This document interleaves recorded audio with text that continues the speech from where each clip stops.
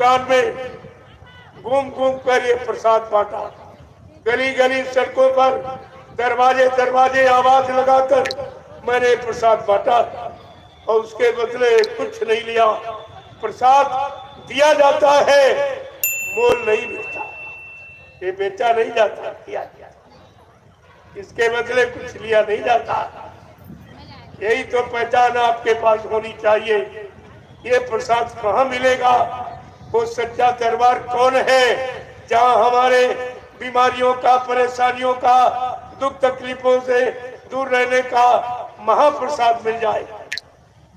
प्रेमियों, ये संतों का दरबार, दरबार में सच्चे सदगुरु के दुख दर्द मिटाए जाते हैं। दुनिया के सताए लोग जहाँ सीने से लगाए जाते हैं, ये दरबार की पहचान है। और तुम दुकानों पर समय नष्ट करते हो, दरबार में आते नहीं।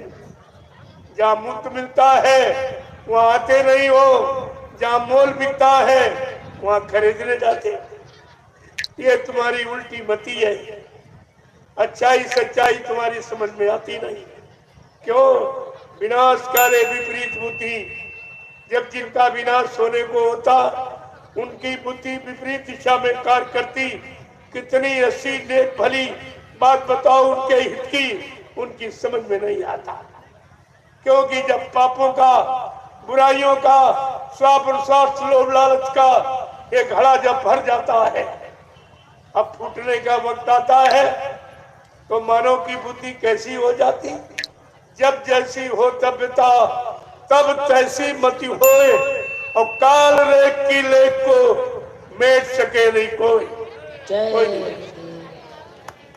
जो काल ने कलम चला दी, तुम्हारे पाप उन कर्मों की सजा पाने, उसका समय आ गया, घड़ा भर गया। इसलिए अच्छी सच्ची बात, जैसे रावण की समझ में नहीं आई, मारा गया, पर भक्त प्रहलाद की अच्छी सच्ची भली बात उसके पिता हिरण्यकश्यप ने नहीं मानी, मारा गया। विभीषण की नेक सच्ची बात रावण नहीं माना, मारा गया। भगवान कृष्ण की अच्छी सच्ची बात यदुवंशियों ने नहीं मानी, उस मामा कंस ने नहीं मानी, तो सब मारे गए। 56 करोड़ यदुवंशियों का समाया, उधर कंस। ये इतिहास आपके सामने है। इतिहास इसीलिए रखा गया कि अपना वर्तमान बना लो, अपने वर्तमान को सुखमय शांतिमय बना लो। ये आपको अवसर मिला। अगर चूक गए तो तुम्हें माफी नहीं मिलेगी, क्योंकि तुम्हारे पन्ने और संभलने सुधरने के लिए 3 युगों का अच्छा इतिहास लिख के रखा गया, सतयुग, त्रेता, द्वापर। फिर भी आप अच्छे नहीं बन पाए, नेक भले नहीं बन पाए, चरित्रवान नहीं बन पाए, सच्चे ईमानदार नहीं बन पाए, तो विनाश के सिवा आपके हाथ और कुछ लगने वाला नहीं। इस बात को बराबर ध्यान दें। इसलिए महापुरुषों ने कहा, ये लाभ कहाँ मिलेगा?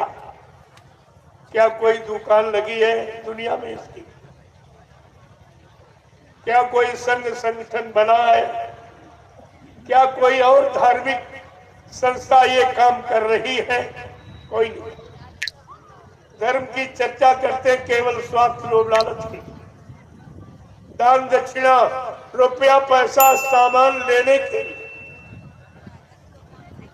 लेकिन आज ये देव गुरुदेव धर्म प्रचारक संस्था मथुरा भारत, जो धर्म के लिए, मानवता, इंसानियत के लिए, प्रेम प्यार मोहब्बत सेवा दिया, सदाचार, परमात्मा की यादगार कराने के लिए, माँ बहन बेटी की परख पहचान की, सबको सुख शांति में बनाने की, शाकाहारी सदाचारी ब्रह्मचारी का सच्चा उपदेश करने के लिए ये जो तैयार की थी बाबा जय गुरुदेव जी महाराज।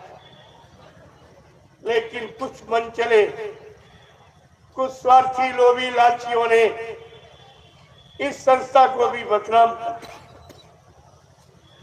ऐसे गुरु की महान सच्ची नीति रीत को खत्म कर।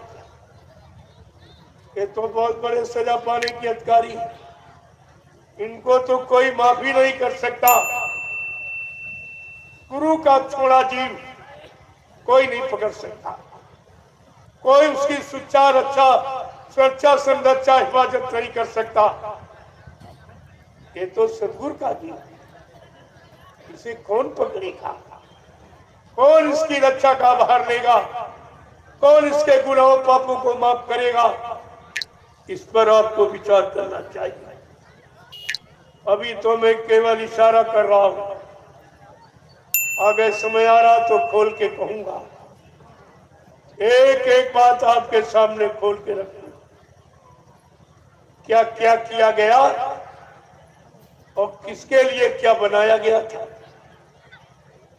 ये जय गुरुदेव धर्म प्रचारक संस्था मथुरा भारत, ये किस लिए बनाई गई, किस काम के लिए बनाई गई, इसका उद्देश्य क्या था? ये संपूर्ण विश्व को सुख शांति देने का वादा करने वाला मिशन है। ऐसी संस्था विश्व में न कभी बनी और न कभी बनेगी और न आज कोई बना सकता। लेकिन बाबा जी ने जो संकल्प प्रतिज्ञा, जो वादा करके संस्था का निर्माण किया है, वो आगे आने वाले समय में अपना सब काम करके दिखाएगी। कोई काम बाकी नहीं रहेगा। जो बताया गया या प्रचार कराया गया वो सब आपके सामने करके दिखा दिया जाएगा। ये ऐसा मिशन, ऐसी संस्था। लेकिन कुछ मनचले जीवों ने, मतलब स्वार्थी लोभी लालचियों ने, लेकिन उनका ये स्वार्थ स्वप्न में भी हल नहीं हो सकता, क्योंकि जिस महाशक्ति महापुरुष ने ये बना के तैयार किया है वो दुनिया का अनोखा व्यक्ति, वो अनोखी शक्ति है, अद्वितीय विलक्षण, जो इस धरती मंडल पर न कभी आई और न कभी आएगी। तो उसके संदेश को कौन मेट सकता, कौन झूठा बता सकता? एक कहने वाले झूठे हो जाएंगे, सजा पाने के अधिकारी बन जाएंगे, लेकिन उस महापुरुष महाशक्ति का संदेश सूरज की तरह सारे विश्व में चमकेगा और सबको प्रकाश देगा, सबको ज्ञान देगा और सबको सत्यता का बोध कराएगा। ये तो ऐसा है, आप थोड़ा सा इंतजार कर लीजिए, क्योंकि बिना इंतजारी का कोई इतिहास नहीं होता। इंतजारी ही समय का इतिहास बनाती है। आज कलयुग का इतिहास बनना है। बाबा जी ने जिसका वादा किया कि मैं कलयुग का इतिहास बनाने आया हूँ, ऐसा इतिहास बनाऊंगा जो भूते न भविष्यते, सतयुग त्रेता द्वापर के लोग अपने अपने युग का इतिहास पढ़ना भूल जाएंगे। मैं इसी भारत भूमि पर ऐसा चमत्कार करके दिखाऊंगा जिसको हिंदुस्तानी नहीं सारा विश्व नमस्कार करेगा। इस बात को आपको गांठ में बांध लेना चाहिए। ये आवाज न किसी ने कभी लगाई, न कोई लगा रहा है, न कोई लगा सके। ये ऐसा अनोखा दिव्य परिवर्तन है। रामकृष्ण जिनको भगवान कहते हो, जिनकी पूजा करते हो, उन्होंने केवल देशी प्रदेशी परिवर्तन किया, लेकिन बाबा जी ने विश्व परिवर्तन का वादा किया। इस शक्ति हस्ती को कौन नमन नहीं करेगा? समय तो आने दो, परिवर्तन तो हो जाने दो, व्यवस्था बन जाने दो। ये सब तुम्हारे सामने नजरअंदाज कर दी जाएगी तो आपको मानना ही पड़ेगा। हाँ, समय के पहले जो मान लेंगे, लग जाएंगे, उनका इतिहास बन जाएगा। जो निंदा आलोचना बुराई में फंसे रहेंगे वो बुराई के पात्र बन के रह जाएंगे। उनको इस समय का कोई लाभ नहीं और वो अपने आप को बाबा जय गुरुदेव जी महाराज का शिष्य भी नहीं कहला सके, क्योंकि इन्होंने शिष्य बनने का अधिकार खो दिया। अपने सम्राट मालिक को मुर्दा कहते, मर गए, चले गए, कोई काम नहीं हुआ। जितने कामों का वादा किया और इन सबने प्रचार किया, और यही कह रहे बाबा जी मर के चले गए, यानी ये खुद अपने मुंह से अपने गुरु को झूठा बता रहे, झूठ बोलने वाला, और अपने आप को भी झूठ कहने दोहराने वाला बता रहे। ऐसों का कल्याण कौन करेगा? इस पर आपको विचार करना। ये भारत की जनता इनका मुंह तोड़ देगी, कहेगी तू भी झूठा, तेरा गुरु भी झूठा, क्योंकि तुमने प्रचार किया है कि बाबा जी कलयुग में सतयुग लाएंगे, कलयुग को भगाएंगे, सतयुग को लाएंगे, सबको न्याय सुरक्षा रोजी रोटी की व्यवस्था बना के देंगे, सबको शाकाहारी बनाएंगे, सबकी जीवात्मा को जगाएंगे, परमात्मा से मिलाएंगे।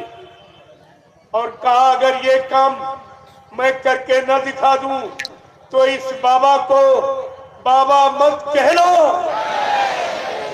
ये कितनी बड़ी सच्चाई गुरु की। आपने अपने गुरु की सच्चाई को भी पानी में फेंक दिया, तो तुम्हें कौन मानेगा? अब भी आपके लिए एक मौका दे रहा हूं, मान जाओ तो अच्छी बात है, नहीं मानोगे तो तुम जानो, तुम्हारा काम ना। लेकिन ये आप नहीं कर सकते मुसलमानों की तरह कि हाय हुसैन हम लोग। तुम मौजूद हो, तुम्हारी मौजूदगी में मैं संदेश सारे हिंदुस्तान में दे रहा हूं, और सारे शासन प्रशासन को भी अवगत करा के दे रहा हूं, क्योंकि इनसे परमिशन, मेरा परमिशन लेने का एक ही मतलब है कि इनको भी जानकारी दे, ताकि ये न कहे कि हमको बिना बताए इन्होंने संदेश दिया। तो मैं तो सबको बता के दिया। अगर झूठ होता तो आदमी छिपाता, झूठ को छिपाया जाता, लेकिन आज सबके सामने उजागर किया जा रहा। ये झूठ का परिचय है कि सत्य का? इतना भी आप नहीं समझ पाए। ये गुरु की सच्चाई है जो खोल के राष्ट्रीय मंच से कहा जा रहा, धार्मिक मंच से ये संदेश दिया जा रहा। आपको इस पर विचार करना। आज ये धार्मिक तिथि है, इस पर देशवासियों को संकल्प लेना चाहिए। भारतवासियों, हम भारतवासी हैं, अपनी पहचान बताएंगे। भारतवर्ष में रहने वाले लोगों की पहचान है हमारी वेशभूषा। सारे देश में पहचान वेशभूषा ही है, लेकिन तुम भारत में रहते हो, अपने आप को भारतीय कहलाने का अधिकारी नहीं हो, क्योंकि तुम्हारी वेशभूषा विदेशी। ये पैंट पतलू में अंग्रेजों की पोशाक, अंग्रेज चले गए, अंग्रेजियत छोड़ गए, जिसे तुम अभी तक मिटा नहीं पाए, छोड़ नहीं पाए। उनकी पोशाक यानी उनकी वेशभूषा भी पहन रहे हो, उनकी भाषा अंग्रेजी का प्रयोग कर रहे हो, जबकि हिंदुस्तान में हो तुम्हें अपनी मातृभाषा हिंदी की गौरव गरिमा रखनी चाहिए और हिंदी का प्रयोग करना चाहिए। लेकिन तुम भी गुलाम हो, इसलिए अंग्रेजों को भगाकर उनकी अंग्रेजियत को छोड़ नहीं पाए हो। उन्हीं की भाषा बोलते हो, उन्हीं का पहनावा पहनते हो, और उन्हीं का भोजन, ये अंडा और मुर्गा, ये भारत का भोजन नहीं है, ये ठंड प्रदेशों का भोजन है। ये इंग्लिश दारू और ये सब उसका नाम है अंग्रेजी शराब, यानी अंग्रेजों की शराब पीते। तुम अंग्रेजों के गुलाम, तुम्हारा खाना पीना और पहनना और बोलना सब अंग्रेजों का लिया जा। तुम अभी अंग्रेजियत को छोड़ नहीं पाए हो, इसलिए तुम असली गुलाम हो अंग्रेजों के। आज से कभी मत कहना कि मैंने अंग्रेजों को भगा दिया। जिन्होंने भगाया वो तो चले गए, उनकी गौरव गरिमा भूल गए हो। तुम उनका नाम इसीलिए नहीं ले रहे हो कि उनको उनका अपमान कर रहे हो। उनके उस समय जो उन्होंने इंकलाब आवाज उठाई उसका भी अपमान कर रहे हो, इसलिए तुम उनका नाम लेना अच्छा नहीं समझते। आज भी उन वीरों का, सपूतों का नाम लेने में इन जिम्मेदार लोगों को शर्म लगती है, क्यों इनका काम सब गुलामी का, अंग्रेजों की गुलामी का सारा काम। आज भी ये गुलाम है, क्योंकि हमारा तिरंगा जो राष्ट्रपति भवन में लहराना चाहिए वो दिल्ली के लाल किले पर क्यों लहराता, ये गुलामी का पक्का सबूत है कि हमारा हिंदुस्तान आज भी गुलाम है। आपको राष्ट्रपति भवन पर लहराना चाहिए कि राष्ट्रपति शासन प्रशासन देश में राष्ट्रपति का सम्मान होना चाहिए। राष्ट्रपति बेचारा चुपचाप बैठा है, वो भी अपने सम्मान के बारे में मुंह नहीं खोल पा रहा कि जब राष्ट्रपति शासन, राष्ट्रपति राजा है हिंदुस्तान का, तो ये तिरंगा राष्ट्रपति भवन पर लहराना चाहिए, तब तो मान लिया जाए कि हम आजाद हैं। लेकिन ये कुछ भी नहीं। अरे हजारों बातें वो मैं कहना नहीं चाहता हूँ, लेकिन आगे आने समय में वो सब आपके सामने आके खड़ी हो जाए। सब प्रयास कर रहे हैं, ऐसा नहीं, अपने अपने तौर तरीके से सभी प्रचार कर रहे हैं, जानकारी दे रहे हैं, लेकिन मेरा तरीका सबसे अलग है और वो पूर्ण सच्चाई का।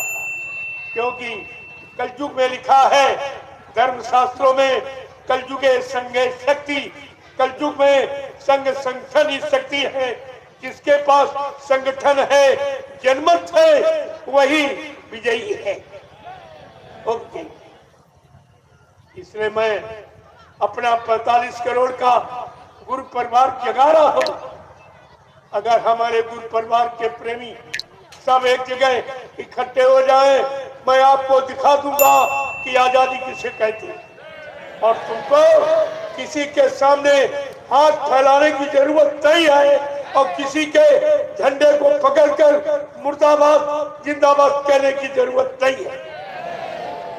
लेकिन बात तो हमारी सुन लो, तुम कुछ मत करो, अपने गुरु परिवार को इकट्ठा कर लो। तुम्हारा गुरु परिवार 45 करोड़ का, इतना जनमत न किसी राजनीति नेता पार्टी के पास, न किसी धार्मिक मिशन के पास।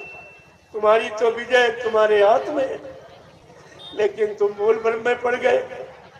तुम अपने परिवार में खंड खंड कर डाले, विघटन कर दिया, सबको गुरु से अलग कर दिया, तो तुम्हारा बिलगाव हो गया, अलगाव हो गया।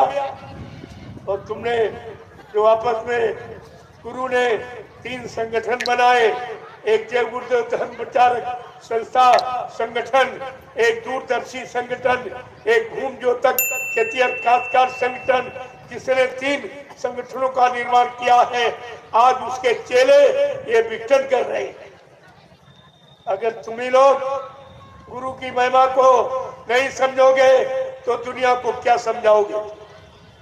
इसलिए हमारी गुरु परिवार के हर सदस्य से, हर गुरु प्रेमी से ये प्रार्थना है कि सब लोग अपने एक जगह इकट्ठे, एक जगह एक मंच पर इकट्ठे। अगर आप ये नहीं करोगे तो तुम्हारी कोई महिमा नहीं, तुम्हें कोई नहीं पूछेगा। इसलिए एक बात को समझो, मैं किसी की कोई निंदा आलोचना बुराई नहीं करता, ये मेरा काम नहीं है।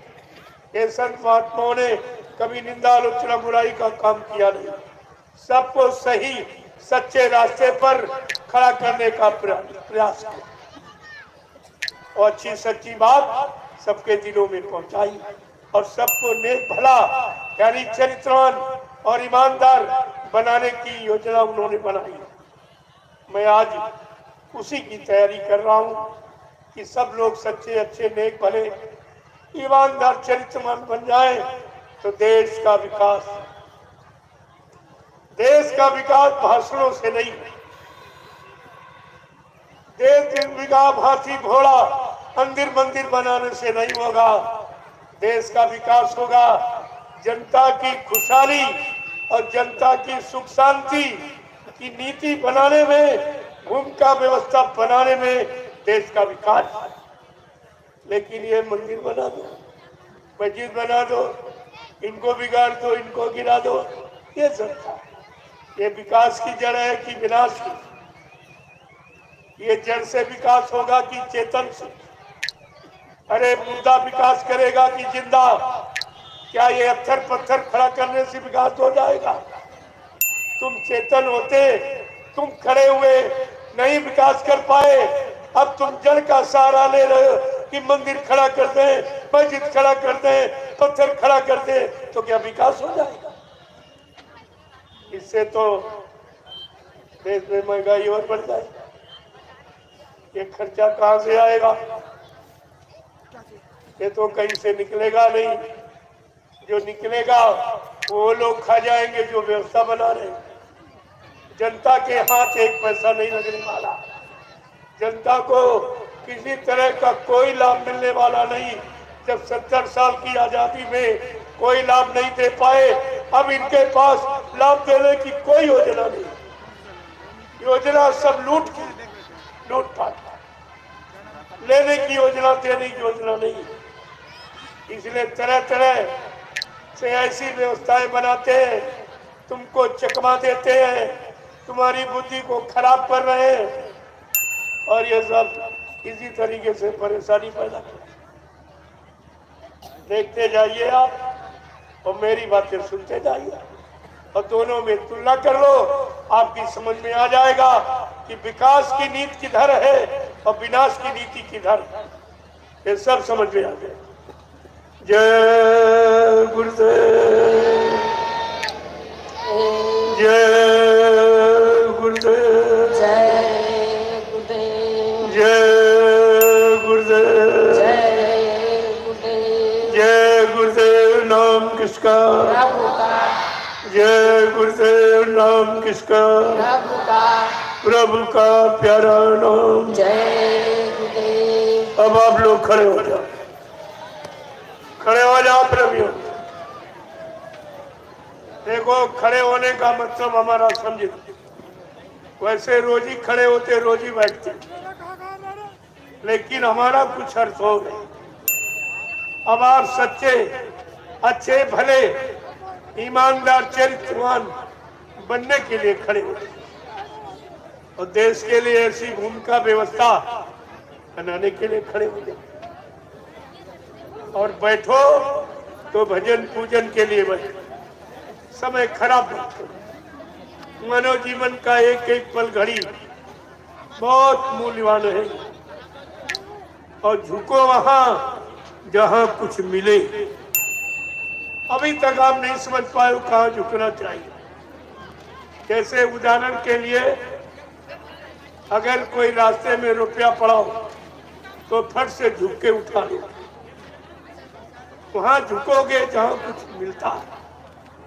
और तुम्हारा झुकना सब पत्थर में, सब कागज में, पानी में, तीरथ में, मूरत, जहां कुछ मिलने वाला नहीं, जाने ही जाने वाला। और अभी तक हानि उठाकर भी नहीं समझ पाए हो कि देने वाला कौन है। देने वाला है संत सद्गुरु, दाता दयालु, जो सबको देता है, किसी से कुछ नहीं लेता है। ये दाता दयालु का काम और नेता का काम सबसे सब कुछ लेता है और किसी को कुछ नहीं देता, उसको कहते नेता। ये नेता आपको समझना चाहिए। नेता केवल सुभाष चंद्र बोस, जिसने भारत देश का नेतृत्व किया, और अच्छा सच्चा नेतृत्व करने के लिए 14 गुणों की आवश्यकता होती है। और आज ये नेता जिनमें 28 अवगुण है, ये देश का नेतृत्व क्या करेगा? जिन्होंने अपना नेतृत्व नहीं कर पाया कि हमें क्या करना चाहिए, ये मानव जीवन किस काम के लिए मिला और क्या करना चाहिए, क्या नहीं करना चाहिए, जब अपना नेतृत्व नहीं कर पाए तो देश की जनता को क्या नेतृत्व करेगी? आपको इस पर विचार करना चाहिए। धीरे धीरे आपकी समझ में सब आ जाएगा। केवल सत्संग वचनों को सुनते रहो। मैं सत्संग सुनाते सुनाते परिवर्तन करके दिखा दूंगा। ये सब आपके सामने आके खड़ा हो जाएगा। मैं इधर उधर की बात नहीं करता हूँ, मैं केवल आपके भले की बात, समस्त जीवों के, समस्त प्राणी मात्र के मैं सुखों की कामना करता हूँ और उसी का प्रयास करता हूँ। मेरा अपना कोई उद्देश्य नहीं, मेरा अपना कोई लाभ आपसे नहीं लेने का। इस बात को हमेशा जानते। मेरा उद्देश्य प्रभु प्राप्ति का है और रहेगा। उसी काम के लिए कहता हूँ, मैं स्वयं करता हूँ।